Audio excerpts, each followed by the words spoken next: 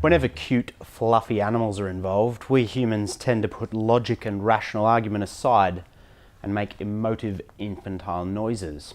And so it is that the latest report on live exports from our ABC has caused, yet again, a whirlwind of moral outrage that threatens to send $1 billion a year industry that employs 13,000 people to the slaughterhouse.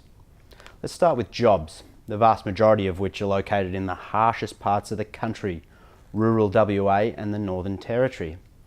They're not exactly high-income jobs to begin with, so when Labor promises to eliminate the entire industry, you'd hope they'd have alternatives in mind for these people.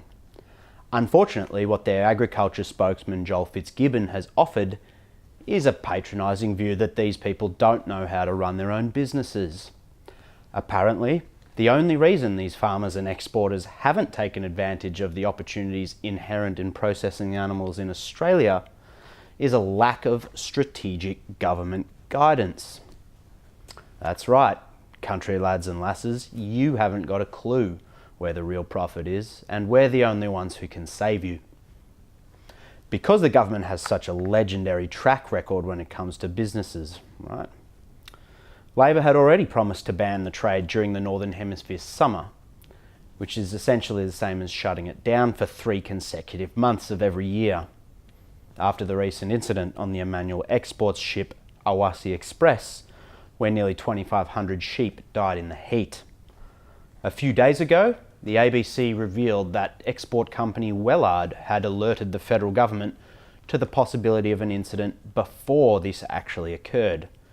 And so begins another round of who can be more outraged at the Turnbull government: agrarian socialists, ultra-conservatives, or their actual opposition. So I guess Zinger Bill was due for a win.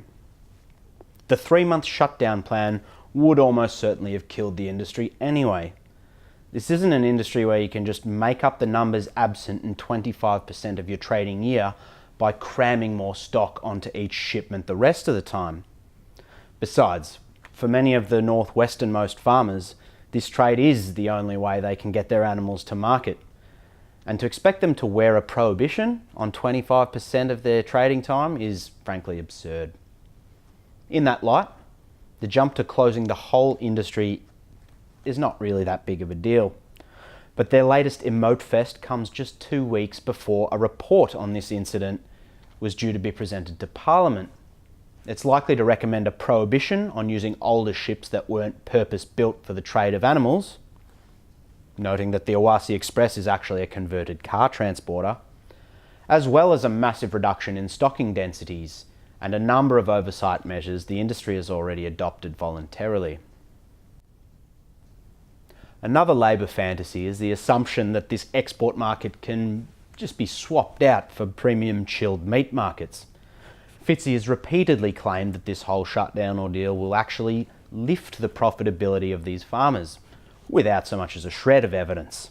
As I alluded to earlier, it doesn't take a genius to realise that shipping packaged meat is infinitely easier than shipping live animals, and therefore cheaper than keeping these animals alive for weeks at a time on a boat. But with the language being deployed on forever fervent social media forums, you'd think the people and companies responsible consider the mass death of their own product part and parcel of doing business. So here's a controversial defence of the indefensible. They don't. Those dead sheep represent a huge chunk of that particular shipment, pushing up the per unit shipping cost of each animal and significantly and ultimately hurting the company's profitability. It is in their interests to ensure that these animals reach their destination in as good a condition as humanly possible.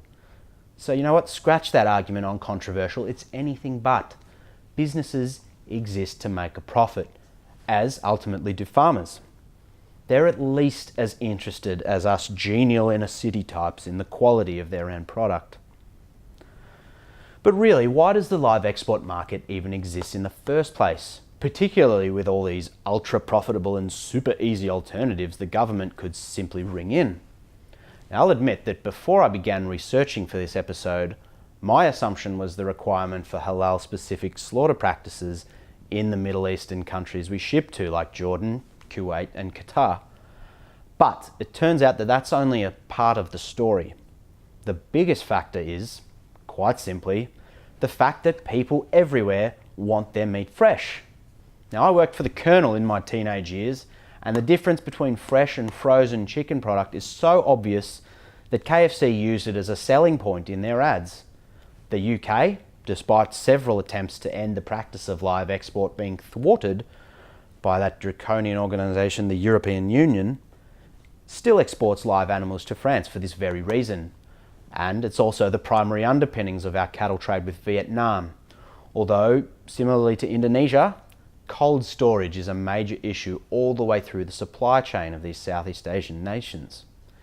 If you can't store the meat cold enough to preserve it, then boxed and pre-processed products just are not an option. Now, all of these factors are present with our trading partners in the Middle East. And as Agriculture Minister David Littleproud has said before, if it isn't our cows and sheep, which are widely recognised as the highest quality meats on the planet, it'll be someone else's. At the end of the day, most of the arguments against live export are emotional, amounting to a qualitative statement of, oh, don't let the pretty animals die like that. It totally ignores the fact that the final destination for every one of these creatures, bar breeding stock, is death, whether due to heat stress on a giant ship or a blade to the unstunned throat in the Middle East. There is no dignity in it, no matter how peaceful or humane we perceive our domestic methods to be. But on the other side of that coin, the arguments for the trade are almost entirely self-interested. Money is the motivating factor here, $1 billion worth every year, no less. The only reason the live export trade gets a pass, in this analyst's opinion, is a heavily anthropocentric worldview. That is, people must come first. Yes, the majority of farmers involved would only have their already bare bones income scraped by another 10 to 20%. And yes, the remotest farmers that are wholly dependent on live exports could simply surrender their dignity and transfer to the teat of the government in classic Labour fashion. But I don't believe that's anyone's decision but theirs. Because if we start passing judgment on people based on who they work for or what they do for a crust, pretty soon we'll be closing down every industry even vaguely related to a perceived vice, in the process transferring the bulk of them to an ever-expanding welfare queue. Do you work at a servo? You're the retail face of the fossil fuel industry and you're slowly killing the planet. You tend gardens for Transfield under contract from the local council. Well, guess what? Your company thrives on locking up quote-unquote asylum seekers in Nauru and on Manus Island. You should hang your head in shame. Eventually, we'd have nothing left but organic corn growers splitting their product 50-50 between food and biofuels, and public sector jobs like teachers and nurses, only with no private sector to fund them through the collection of tax. That is a society purged of risk, free of fun, and devoid of the greatest lamb chops in the world. Now, Labor might be right. Maybe the industry's closure is inevitable.